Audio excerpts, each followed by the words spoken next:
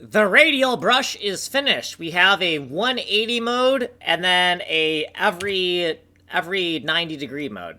So let's look over the code before we run out of time. So all of the 457 deltas right here, we're going to go over. Anything that says 457 in the margins.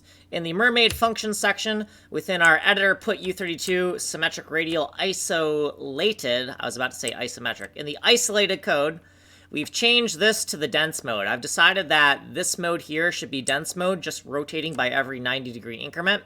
And then down here, when the dense bit flag is turned off, that's going to be light 180 mode, where we only rotate the point by 180 degrees. To do that, we're going to need some temporary variables so that we can rotate once, assign to the temporary variable, and then rotate one more time before storing the second point into our tile buffer. This is the second point because it's index 1. The first point was loaded in our common code right here, the rad common code. And then down here, we're going to unload the tile buffer, right? We're going to go through every index in the tile buffer. We're going to unload it and plot it. We covered this in more detail in video 454.